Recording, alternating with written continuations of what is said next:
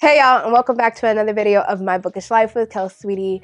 Today we are going over my February wrap-up. Not only my February wrap-up, but my I Love Black Horror Readathon wrap-up. Thank you so much again to everybody who participated this year.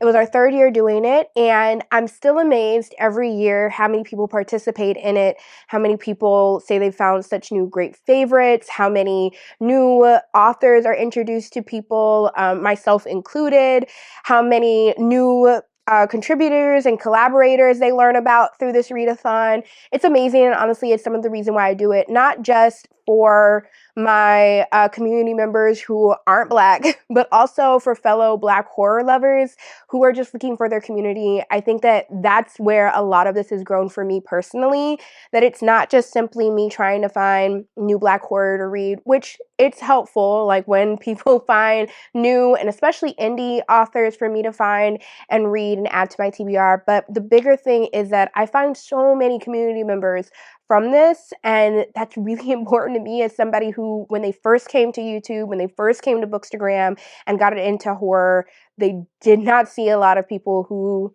look like me, and that does a lot. It changes the way that you listen to reviews. It changes the way that you view books. The books that you're reading may affect you differently. It's really important, and I every year find that this time of year is really my favorite because I find so many new friends, book friends, to be on here and talk and nerd out about horror books with, and I absolutely love that. While I also love hearing, oh my god, I found a new favorite, or I hadn't heard of this author before, something along those lines. And honestly, that means the world to me because I also notice every year more people who are discovering authors who are just absolutely amazing and have been amazing for a long time and finally getting their just due, but also some new up-and-coming authors who are also starting to get out there more because of people having readathons like this. So again, I can't thank you enough for participating, and I appreciate it. Your girl is taking a little bit of a break on Instagram, but not over here, but over on Instagram. I was posting 3 and 4 times a week, and those assets do not just take 2 seconds. As you will find out over on my Patreon, the exclusive video for February is about to be posted over there, where I walk through how I work on my assets for my Instagram, also my influences and everything. I think a lot of conversation has happened since the readathon and a lot of other places online about influences and ideas and how do we make assets and not steal from one another, but instead be inspired by one another to bring our own spin to it. And I think that's really important, where that distinction is. And I think that I learned that in art school, but a lot of other people did not go to art school and learn what the difference is between stealing and being inspired. I hope that you enjoy this this last month's, February's Patreon exclusive video, as well as my Patreon exclusive wrap up over there. Okay, that is all the thank yous and the exclusive and the news and the stuff that you guys need to know. Let's get into my wrap up because as you can probably tell from the thumbnail, I thought that I did not read that many books this last month, and I was kind of freaking out looking at my counter back there. But that would be fake news. That was a lie, because I definitely showed out. Even though I did not finish one of my books that I wanted to finish, it doesn't matter because the amount of books that I read absolutely made up for it entirely. I'm trying not to get too big about it though and like lose momentum this upcoming month for March because I do have a long TBR, but I'm very proud of it. So let's just get right into the wrap up. The first book that I finished for February was Cursed Daughters by Oyinkan, Braithwaite. I hadn't read My Sister the Serial Killer, which everybody in the world has waxed poetic about, has absolutely loved. I just haven't gotten to it. It's not that it's not my vibe, obviously. I just hadn't read it yet. And then this beautiful cover grabbed me, and I also got a half off during the hardcover sale. So that's really the reason why I picked up this. I usually wouldn't, considering like the size of this. Like, how long is this? It's honestly not that long. It just looks chunkier than what it is. Because this is only 359 pages. It looks chunkier than 359 pages. I think maybe like the squat size of it makes it chunkier than what it is. I'm not sure, but this was amazing. I absolutely loved it. I was talking to one of the collaborators for the readathon about it, And for me, I think so much, you know, we talked a lot, and I think I brought this up during my horror about love video, that this is horror that features romance really well. I was really invested in the story of, y'all know I'm bad with names. I feel like I have to say it every single video, but Monife and their love interest in this book. I was very invested in their story. And I think now looking back, while I still felt extremely interested, I did see where that was a lot of misogynistic horror, to be completely honest with you, because her man did not suffer whatsoever. Monife was constantly, one, because of this ongoing curse and everything in her family, and talk of that, and her family uplifting that curse, giving life to that curse, which this book really is about. It's talking about how families will give life to a curse, that it will control your life entirely. That she drove herself insane. And although she was absolutely in love with this man was up.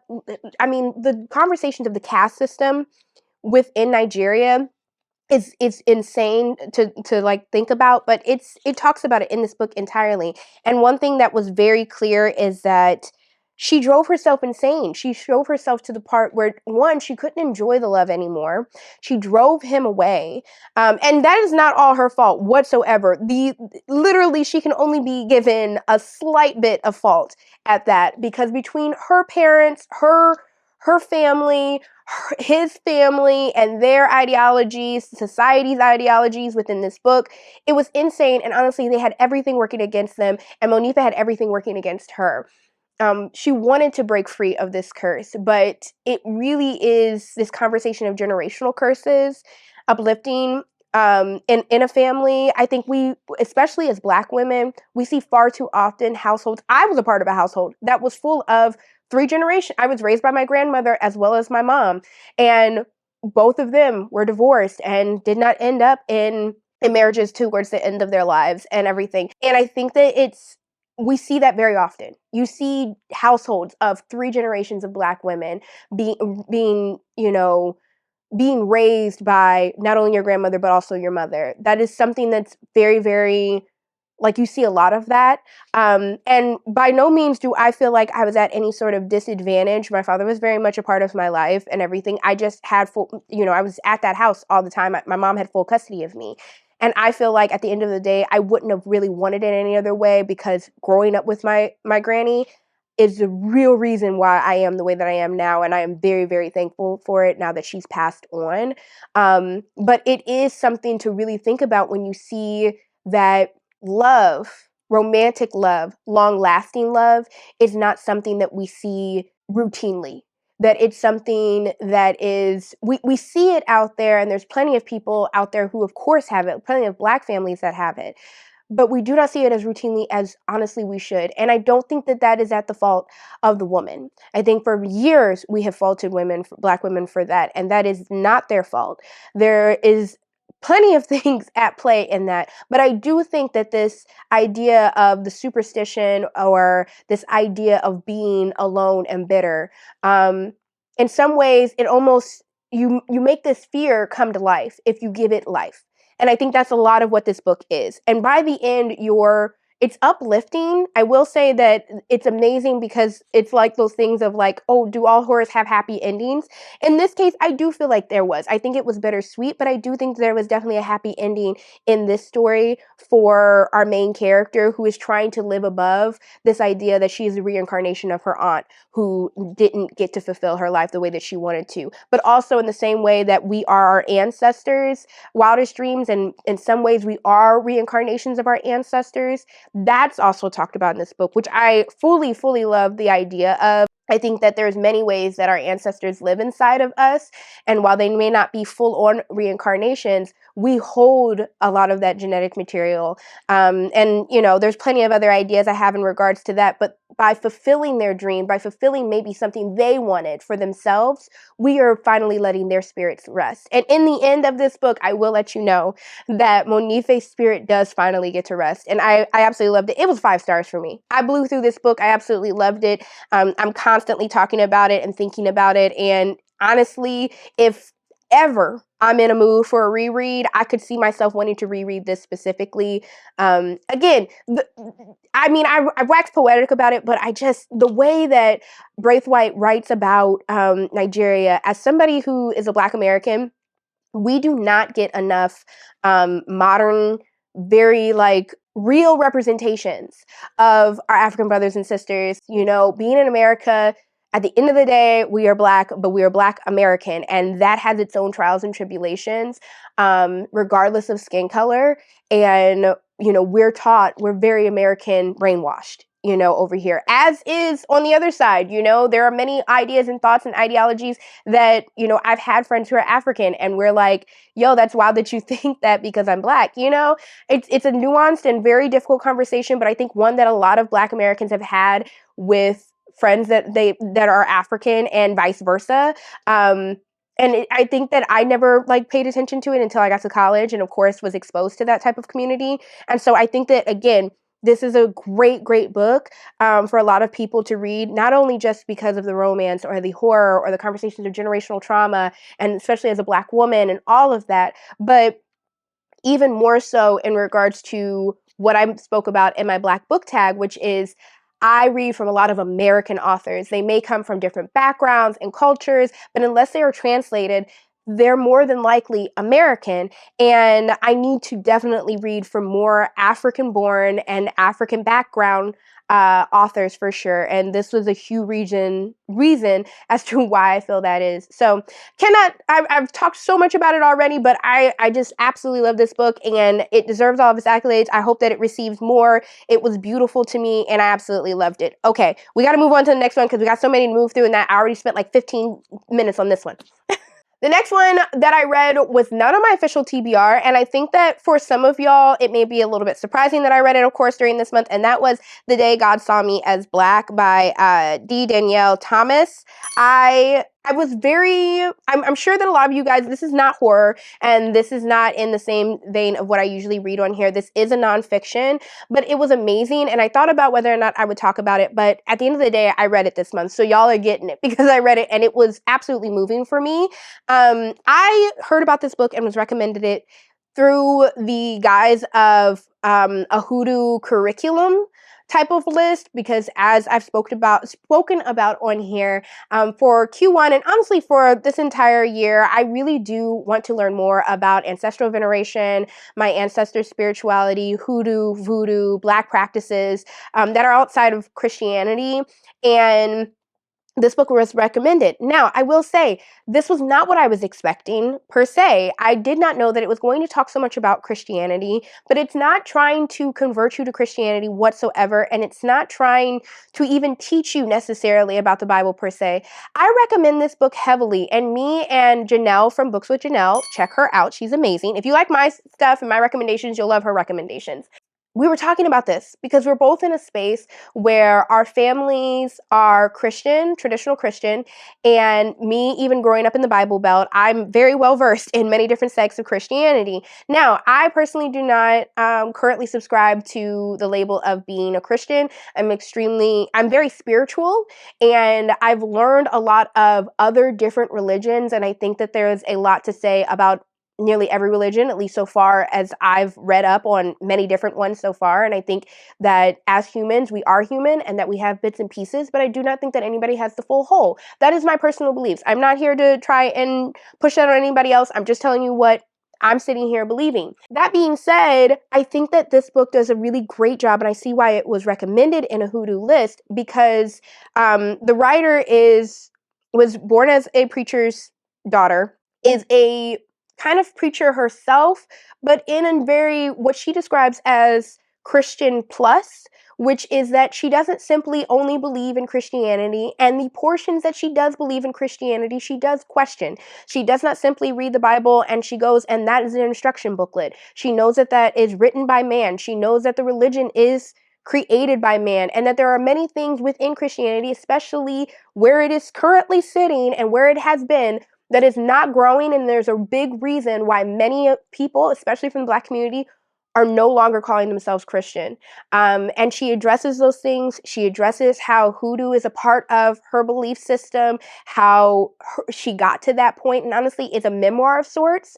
But I think that honestly, it was uplifting because I've never heard some of my spiritual beliefs talked about in this way, which is in a very loose concept of maybe believing bits and portions of what you grew up being taught, but also seeing that there are many, many, many flawed things within that religion, and therefore you cannot subscribe to that religion being who you are morally. And also having read other religions and seeing similarities, or also seeing things that you feel are more akin to, but still at the end of the day, not fully subscribing to those either. And also learning things that your ancestors actually believed and practiced. And also seeing the history behind why Black communities are majorly Christian, which nowadays is starting to close more and more.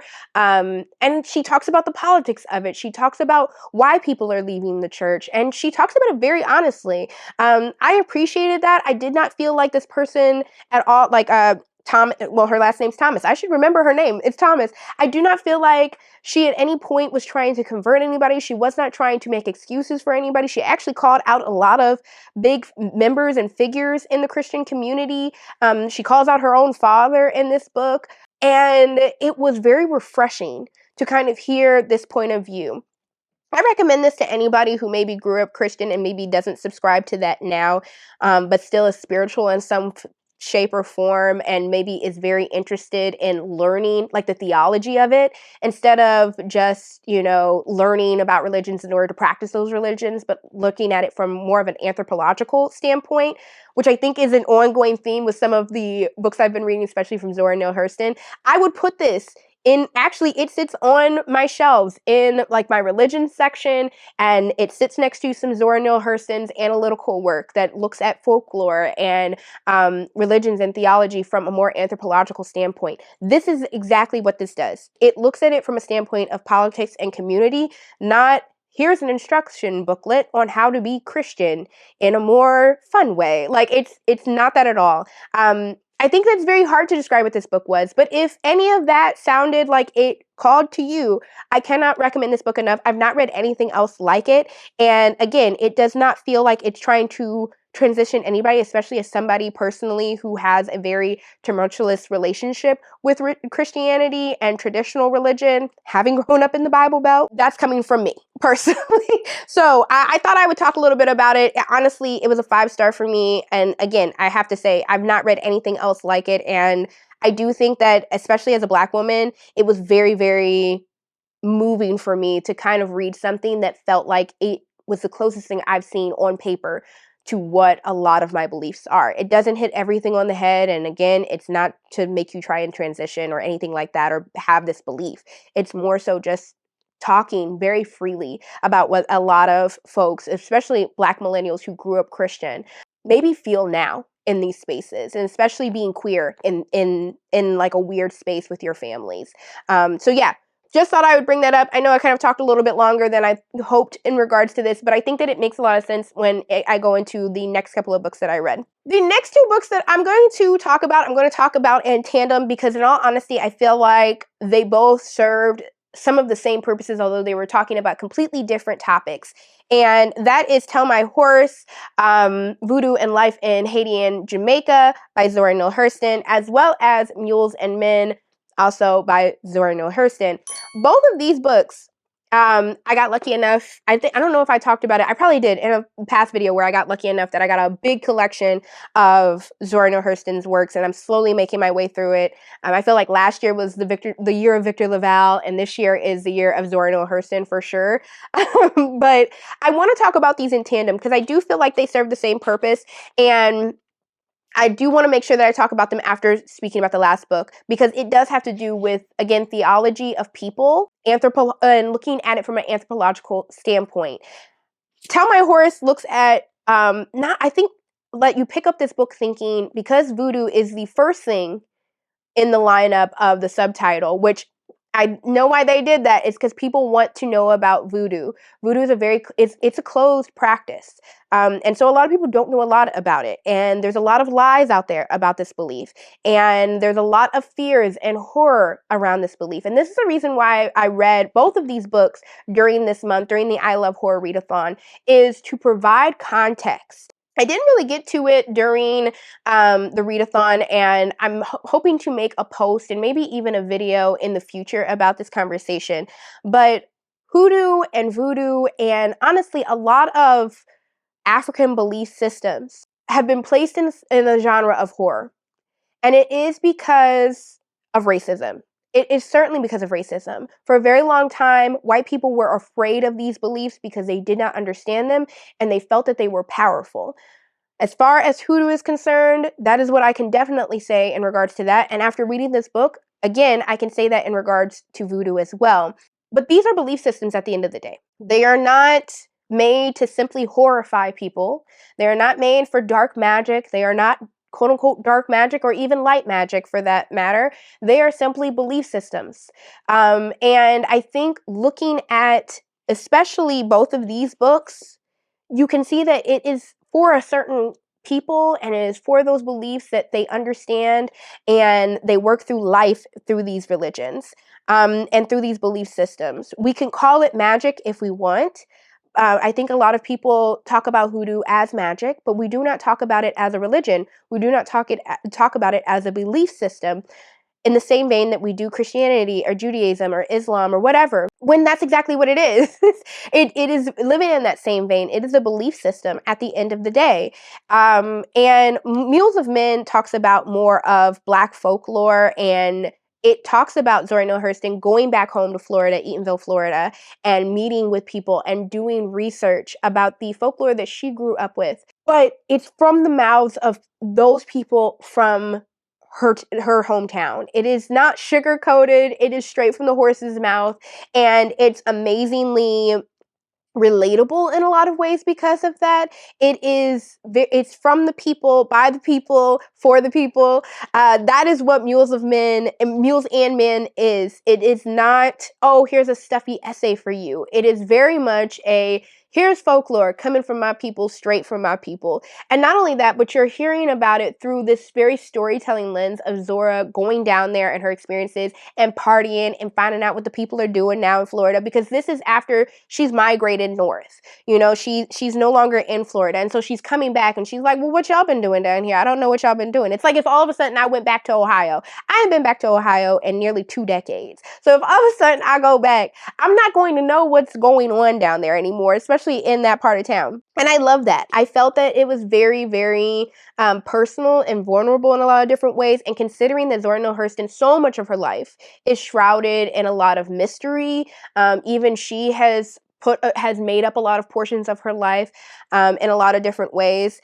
I think that it felt very vulnerable in this way that this book, Tell My Horse, was not. So where this book was very, I'm telling you straight up, this is very like people to people, this felt far more academic. And I think that was from a respect portion because she's not speaking from her own people. She had to go to Jamaica and the Caribbean and Haiti and stuff like that in order to learn about the life. And one thing that I know that they did this on purpose in order to sell the book, but that life in Haiti and Jamaica is very important. It is not simply a background.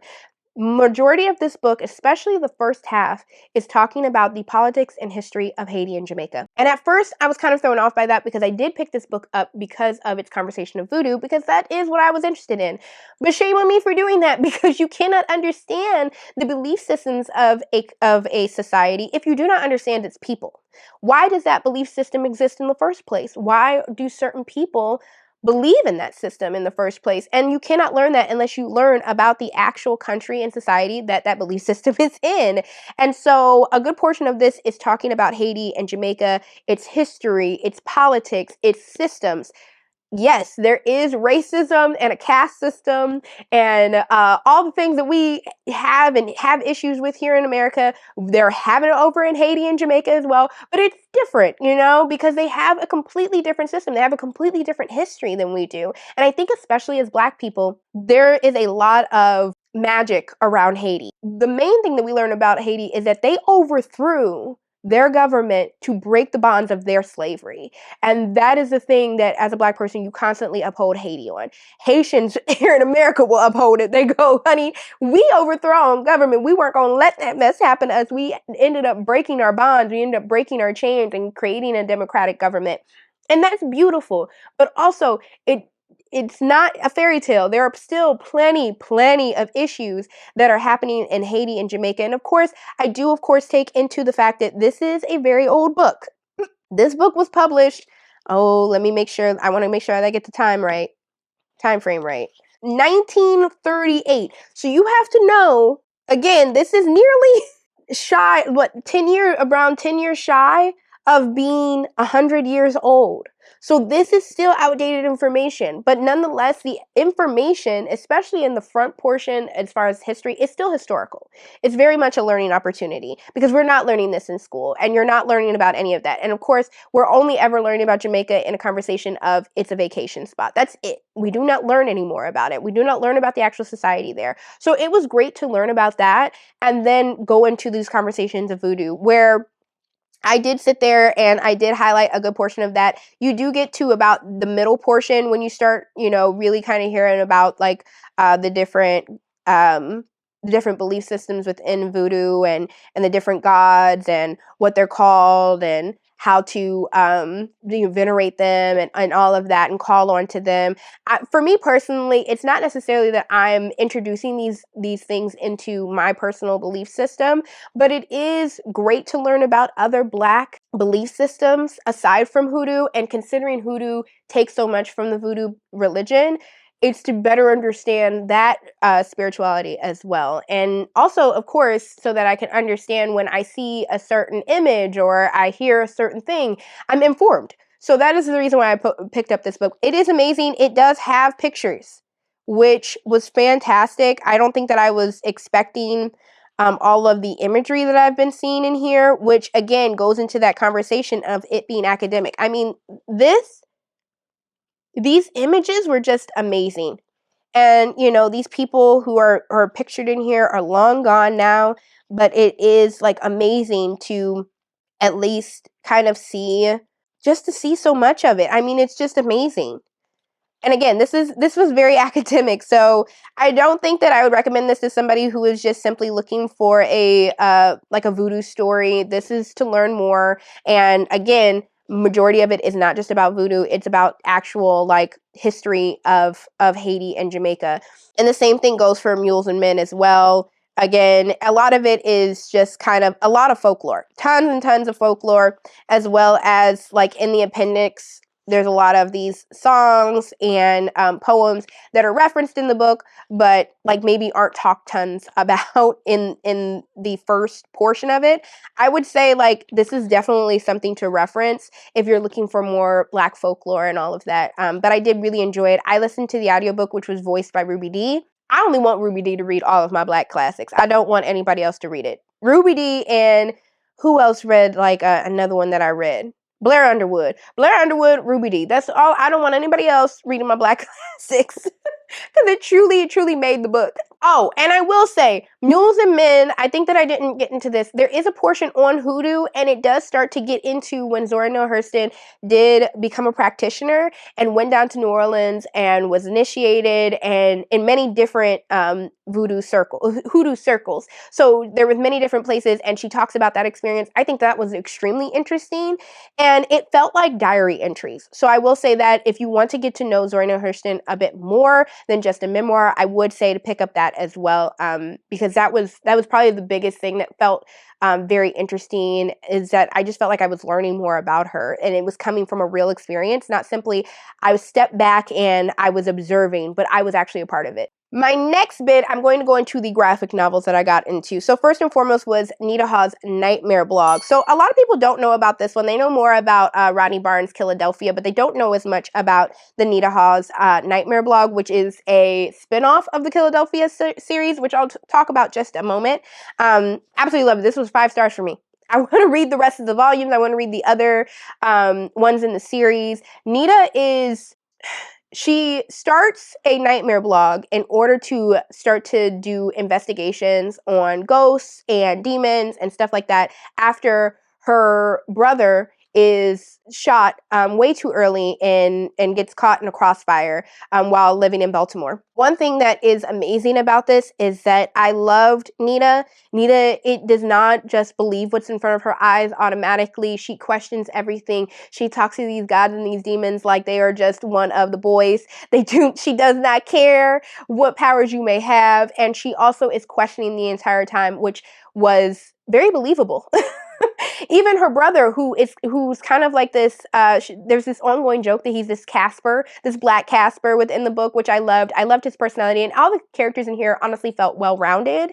And I loved how there was a combination of many different belief systems and gods within here. Anansi shows up, and I love this imagining of Anansi. Anansi in this book is a very round away, wears his Jordans, plays a little bit of dice. Like, he's just here for a fun time. Like, and I love that. I love seeing how people reimagine Anansi, especially in more modern times, because growing up you hear about him and he's the spider, like, storyteller, trickster type of thing.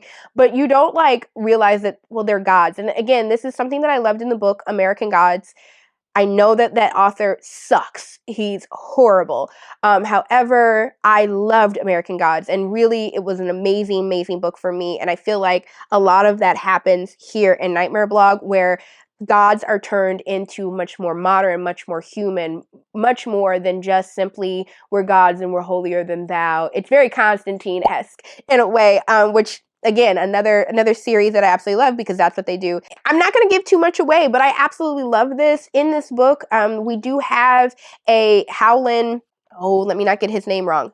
Howlin' Henry. Howlin' Henry in this book, which I think it's interesting because I'm trying to see, like, if there's other connections to, like, Howlin' J, Screamin', or anything along those lines. But he becomes possessed at some point in time, and it talks a lot about his experience on becoming possessed, how he got to this point, which in turn also talks about politics. I think one thing that I love about both of these books, and especially about this one, I feel like did it a little less heavy-handed than Killadelphia, I'll talk about just in a moment. But I feel like it talked about the politics and things that, like, we as Black people and our history have dealt with without being heavy-handed. It simply told the story, showed the story, and by doing so, has told you exactly what you need to know. And so I absolutely love that. But then there's parts in here that, it's bloody.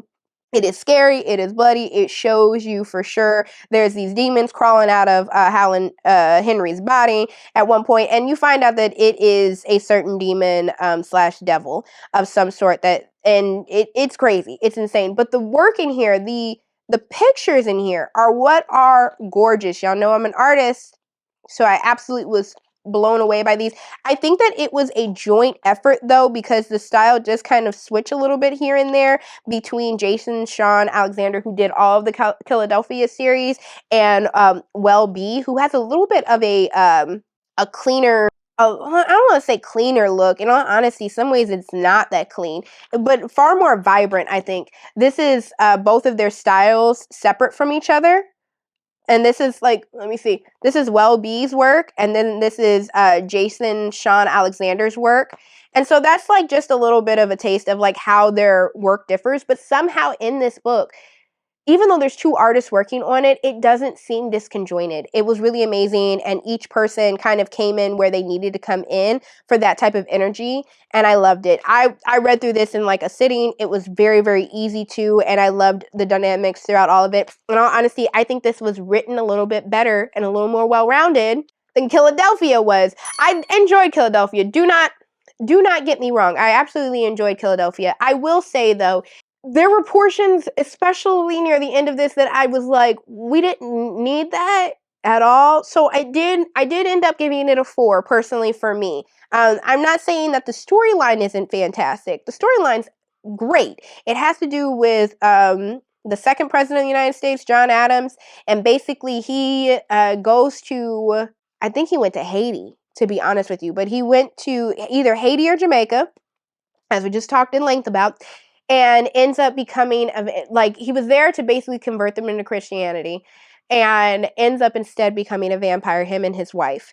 And while I do think that the wife of John Adams was far more interesting than John Adams himself, honestly, I think that John Adams, he let his manliness get in the way, which I think happens quite often in these horror novels, where they kind of let their overt ego masculinity get in the way of them doing the evil plan, and that's the only thing that ends up saving everybody in the end, is that, well, your ego got in the way, which it does. In this book, that's exactly what kind of ends up happening, and is the only reason why they end up kind of saving the day, which I'm not saying is unrealistic. It just is like, no duh, you know? But I do think that some of the stories in here was very interesting. I think that they were, Rodney Barnes was trying to, and I read the afterword in here. It was interesting to hear Rodney Barnes kind of talk about how he was trying to work through having, like, his biological father, his stepfather, and his different problems that he's had with both of them, and then kind of sit here and have a situation where he was working through those problems. He was working through those parental issues and that conversation. I don't know if I personally felt like we got to an understanding, but also I fully realize that this isn't the full, like, omnibus of the Killadelphia series. This is only volume 1. There are plenty others. I'm sure that, like, if I got the omnibus and I could read through some of it, there may be a little bit more there than just that. And honestly, reading Nightmare Blog, I realize there's a lot that I don't know that ends up happening with our main character, who is James Sangster Jr. He is the ex-boyfriend of Nita Hawes, who is still getting over her feelings about him, to be completely honest with you. But that did bring me to the part that I did have a problem with. There were just some storyline plots in here that I just personally didn't need, and I didn't think that they were very strong. One of them is the fact, and this isn't like a big, like, crux for the entire book, so even me telling you this right now, it's not going to ruin it for you. In all honesty, I kind of wish that it didn't even happen in the first place, because it doesn't do anything for the story. And that's James Sangster falling in love with Josie, who is a kind of Scully type character in here. She works at the morgue at the investigation offices and everything, and was a friend of his father's. I didn't need, like, all of a sudden they were, like, romantically involved, and it happened, like, suddenly, and I was just kind of like, I didn't really need that. Actually, that was weird. Why did we even put that in the story? They just met each other like 2 days ago. So I think that's also a personal thing. I am not a fan of sudden romances. I'm not a fan of all of a sudden I met this person 2 days ago and now I'm in love with them. It doesn't seem real to me, and it really threw me off. And once that part happened, it kind of took me out of the story enough that certain other things after that started to kind of make me feel like, that doesn't feel as realistic either. And that was kind of, I think that honestly my problem with the whole John Adams storyline of his masculinity and his ego getting in the way, I feel like I wouldn't have been so turned off by that if I hadn't already been turned off by the sudden romance that we didn't need in this book. So it's not bad. It's wonderful. It absolutely deserves all of its hype. Absolutely. But I will say, I personally feel like Nita Hawes' Nightmare Blog is written better and was just far more, like, enthralling for me. But also I realized that it had a femme main character, so I might be biased. I'm probably biased. I can realize that about myself. Okay, next on the list, Psychopomp and Circumstance by Eden Royce. I did like this book. I ended up giving it, I think, about a 3.5 or so, or maybe it was a straight up 3. I wasn't absolutely impressed by it, though. It was not that it was bad whatsoever. I love the ideas in this. I love the haunting. It was extremely Southern Gothic. I also very much liked a certain scene that happens in here where she ends up going to with a funeral. He's like a funeral director, or I'm trying to think what the name is for somebody who ends up, like, taking care of your loved ones' bodies when they're getting ready for the funeral. And not the embalmer, but I mean, that's what they used to be called, like, back in the day. Like, they have a way better term now for it or something. She ends up going with him on an assignment, and apparently he does this thing where he talks to those who have been tortured before they have passed. And remember, keep in mind that this takes place during a time when we are just fresh from emancipation. And of course, there were many people who just didn't want to follow those rules and said, my property is my property, unfortunately. And we run into a situation where a man who felt that he was free, his old slave master sat there and came back looking for him and then put him in a box. It's very hard to hear about, but I will say that it does not go into deep detail about like the torture or anything. I know that like when I talked about blood slaves earlier in another video, I spoke about how it's just hard to kind of read in detail about these things happening while they were very real. And in a lot of ways, it does need to be talked about, not glossed over, because we need to understand the gravity of those situations. Sometimes it is quite a bit, and it doesn't need to be in every single book. And I don't think that they go into deep detail in this book. I don't feel like they like over exaggerated it, but it is hard to hear. And what is beautiful is that the funeral director, and we're going to call him funeral director. I know that there's a better name for him right now, but the funeral director ends up talking him through releasing that rigor mortis. When they first see him on the embalming table, he's completely balled up. Rigor mortis has absolutely torn apart his body. And he starts to talk about how you're safe now, and that we're going to be here to take care of you, and that we're going to be here to actually give you respect to your body just as you deserve, and all of that. And he keeps on talking to them, and slowly their muscles start to relax. And there's no type of situation in there where they describe like, you know, the soul is still a part of the body if it doesn't have anywhere to go, although that does come up quite a bit in the book in regards to like hoodoo beliefs and the spirit, and how the spirit is not a part of the body, and a lot of those things, and why do you need to open your doors after like a death within a house, and all of that. But it did talk about it, and I thought that it was written very, very beautifully. The issue is that the rest of the book I do not feel like had as much attention to it as that scene. That scene felt very much like Eden Royce wrote that scene first and then wrote everything else around it. It didn't feel like she came to that scene. So I will say that scene alone kept it in the 3 range for me, and even the 3.5 range or whatever I ended up giving it. But I will say I feel like it should have been a full-length novel. I think a novella was too short for it, and by the end, I was very much left hanging in regards to some realizations that come up with the main character and her father and this family drama that has happened all these years.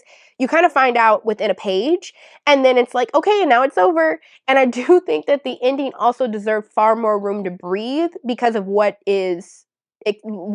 revealed by the end. So I love what the idea was here, but I do feel that it should have been a full-length novel, or at least just 100 pages longer, personally, in order to really let these ideas and the haunting and all of that breathe, instead of feeling like we were rushing through things, and that this one singular point was the most beautiful spot and everything else was written around it. I did enjoy it. I would say pick it up. It's a short read, and I do think that it's satisfying, especially, again, just that scene alone did it for me. I was like, that scene was enough for me. Made the whole book. And I don't feel like it was necessarily a waste of time. If anything, me asking for more is me going, it wasn't a waste of time. I wish you would have just given it more time to breathe. So that was that book. I've heard some mixed results about this book, and I'd said that when I picked it up in the first place, and honestly, it was part of the reason why I wanted to pick it up, and that was One of Our Kind by Nicola Yoon. I ended up really liking this book. I ended up giving it, I think, like a 4.5. That's kind of where my rating ended up being. I enjoyed the ending of it personally. And actually, I brought it up, I think, during one of our last videos, and I cannot remember who it was that said it, but we ended up having a conversation in the comments about why they didn't enjoy it. And I think that their points were valid for sure. And I think that maybe if I wasn't maybe taking in some conversations like offline and stuff like that were in the same vein, maybe I would have missed this too. But I feel like this is definitely, I had mentioned in my original TBR video that I was concerned that this book was going to feel like another version of Get Out or another version of The Other Black Girl. And The Other Black Girl, I didn't really enjoy. I didn't really feel like it landed. Like the ending felt like, what? Wait, what? What? We were ending up there? And of course, we've gotten Get Out 500 different ways at this point. It did not do that. I feel like it did something different than that. And I appreciated that because at this point, it's been done so many different ways. But I do feel like this book is a very satirical look. And that was one thing that we were talking about, is that it's not, it is exaggerated in a lot of ways, but it's exaggerated as being satirical in like these friendships and these stereotypes of people and characters that are in this book and who are friends with our main character. That's kind of purposeful because you're kind of trying to see like these stereotypical characters within the Black community who you are friends with, who are in these spaces, and why would they never be in this space in the first place? Why would they never find themselves here? But also the conversation of the stereotype of what it is to be Black in the first place.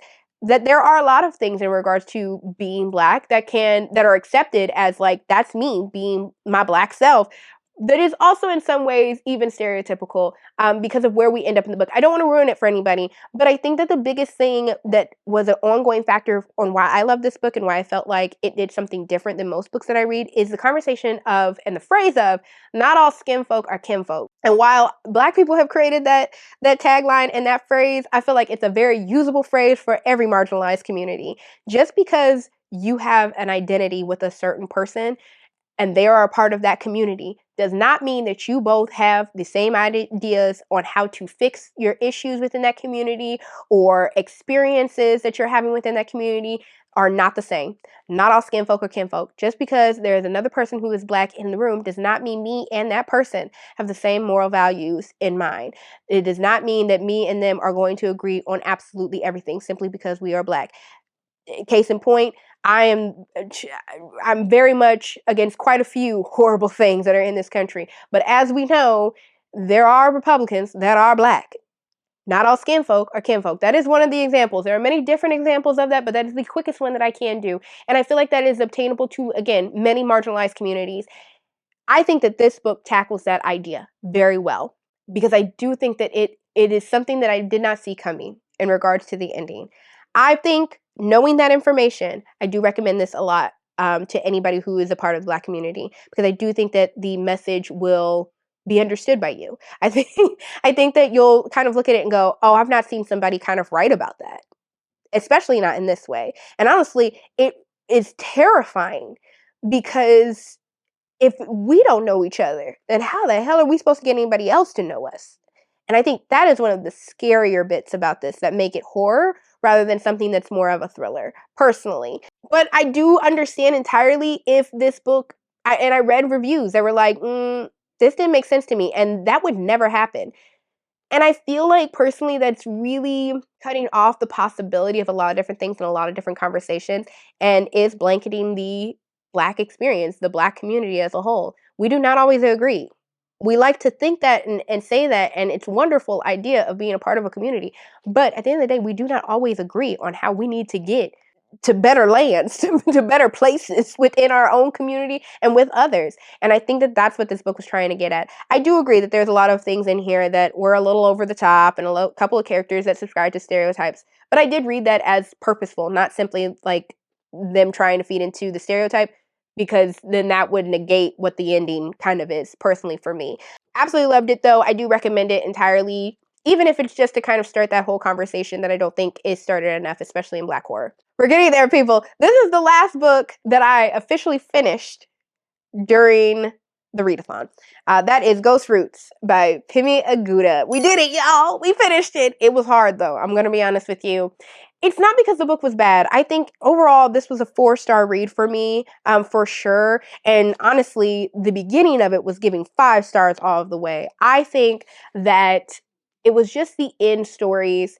The final story was, I actually really loved, but I think there were a couple of end stories near the back half that either I was missing the message on them, or they went on for too long.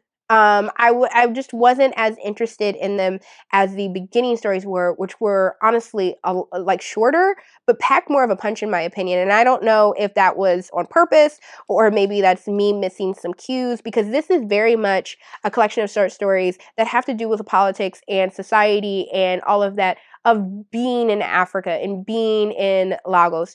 This is not like and I'm glad that, again, I read this book because it's me learning more outside of the Black experience.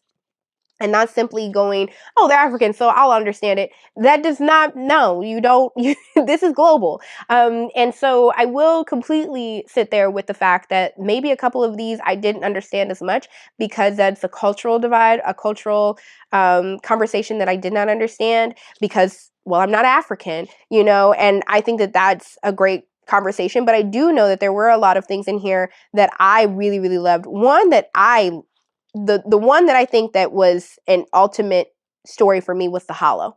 That one really moved me, and it has to do with a house and a haunted house. And I think for me, it felt very, y'all know I love house horror. I feel like homes and houses and the idea of house being supposed to be a safe haven for somebody, and instead of it being a horror, it's one of the scariest things possible in a lot of different ways because this is supposed to be the place where you are most safe. It's why invasions scare the mess out of me. Biggest fear of mine, home invasions. And so I loved that story a whole lot.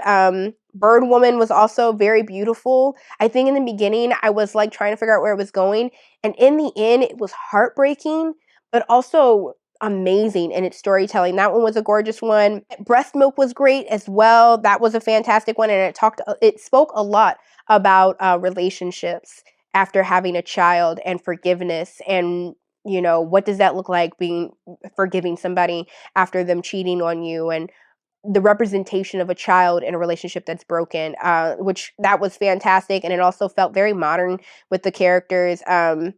I think Manifest was like one of the very first ones in here, and that one was very interesting. It was much more horror focused as it went on without the book, and again, it worked. I read that first story right while I was reading Cursed Daughters, and it was talking about generational curses again and like family members cursing you, and I thought that both of those were hand in hand, and so I definitely got a lot more out of it because I feel like I was reading that at the same time. 24 Alhaji William Street. That one was a longer one, but the payoff was fantastic. It's around in the middle of the book, and I absolutely loved it, but it was talking about disappearing children. And I think for me, I was trying to figure out what the overall message is because all of the boys on the street are getting sick one by one and disappearing, and they cannot figure why. And I think that it took me some time. And again, this is where conversations of knowing your world, knowing the global ramifications of things happening globally, came to mind because it's like it hit me all of a sudden, the conversation of boys who are brought into war. And I think that was what was going on in the story and this conversation in regards to that. So at first, I kind of thought that it had to do with AIDS epidemic because, again, being American, I automatically went there. But I realized where it was actually going, and in the end, it was very interesting to see where everything ended up and the conversation that brought up. So, absolutely loved it. I do think this is absolutely fantastic. I recommend it completely. I'm glad that I bought it.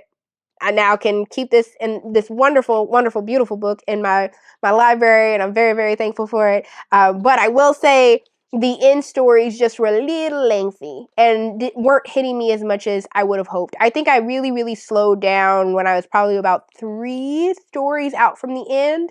And then that's when it kind of became a little bit like, okay, I just want to finish this already because it's not hitting as hard as it used to. I will say the very last story, though, was great. And I kind of wish that it was moved up and maybe like those other 2 stories were maybe taken out. Our last book. I didn't finish this book, but I included it in here because it wasn't my TBR, and I have a feeling that it's going to move into my March TBR because technically I can still read it for my March TBR, and I do want to read this book, and I don't have any physical books for March. So I feel like it's okay, and it'll move into that. But Mama Day by Gloria Naylor. Y'all know physical books are my Achilles heel. I cannot get to them. It is hard for me to read them. I know that about myself. It is why I do not accept I don't accept art copies with this idea that I'm going to give a review in advance. Like, if it's gifted, great. Thank you very much. I appreciate you and Tyler for gifting me this copy. But ARCs, I'm telling you right now, you're not going to get a review from me early because I cannot promise that I'm going to finish it. It's why I do not tell any indie author send me books, because that costs you money, and I know for a fact I cannot get you your review at all. I hate it, okay? I'm just far too busy. But I had 4 or 5 different physical copies on my February TBR, and I am surprised that I even got to the ones that I did. I got basically through all of them. So I'm very proud of myself. So I'm not going to get down on myself about not finishing this book and only reading 4 pages on the very last day of February. But like I said, I want to read this book, and I am going to read it during March.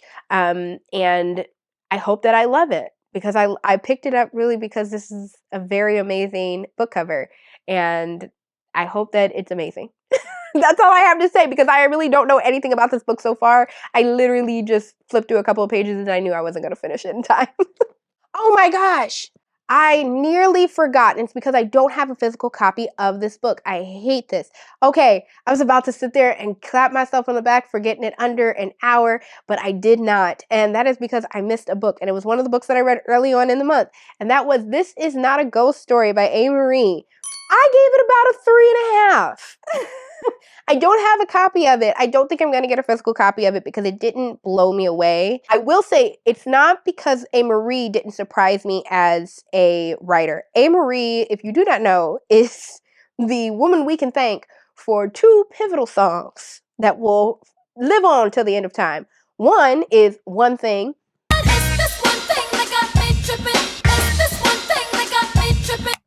Best song ever made. I want you to listen to One Thing and not be screaming like down the highway or something like that. It's impossible. Don't even try it. And the next one is Why Don't We Fall in Love? Pure spring is injected into that song. It's amazing. It's absolutely wonderful. And that is the woman who wrote This Is Not a Ghost Story. This is her writing debut. And honestly, I think it was a very great debut.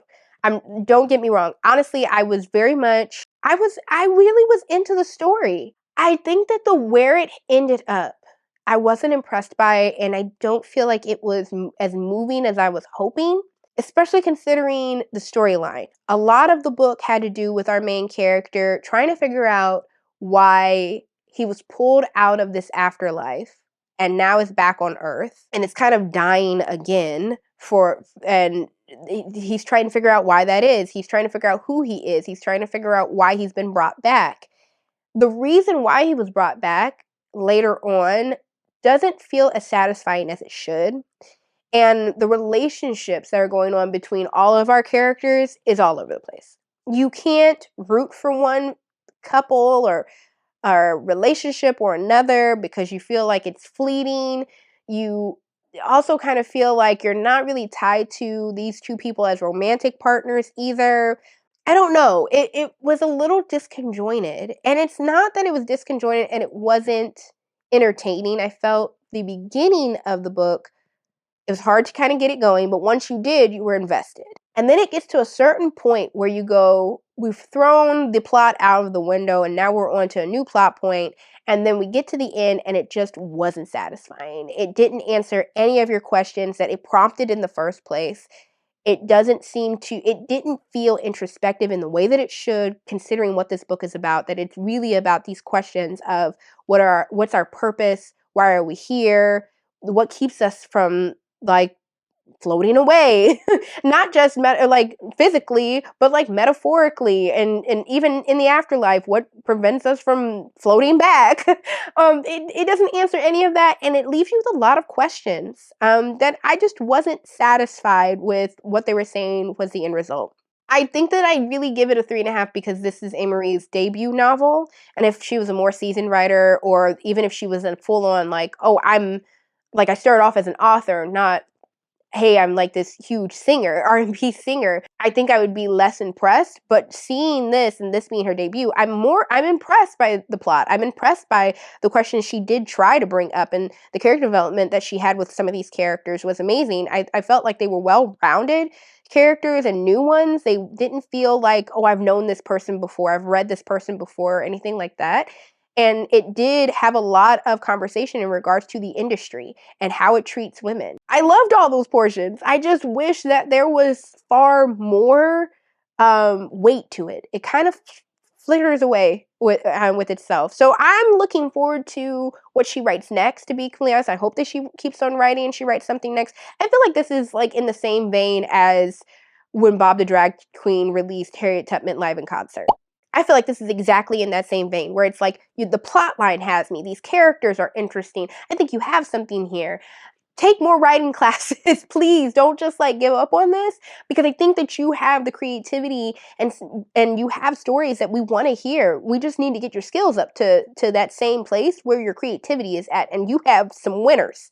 And I think that this lives in that same space that Harriet Tubman Live in Concert does, where it's just like, you have something here and I can see it. The writing just isn't there yet for me to like feel what you really wanted to bring to this page. That is the last book. I swear it's the last book. I swear it is. I'm like trying to make sure. So overall, I read this last month, all of February, 9 books this February. I have never read 9 books in a month. And even if you're somebody who's like, I don't count graphic novels, which doesn't make sense if you do, but even if we were sitting here and trying to count that, that's still 7 books, one of which was a physical novel, and I never read physically. So I'm proud of myself. I am extremely proud of myself this last month, especially considering how busy I was. I can't believe I read that many books. I read some amazing books all month. I mean, honestly, nothing was necessarily like a full-on dud. I mean, I think the last one was anything that was close to it being like, that wasn't amazing, or it didn't blow me off, like, blow me away, but there's something still there. Everything else was amazing. So great reading month overall. Fantastic. I need a rest though.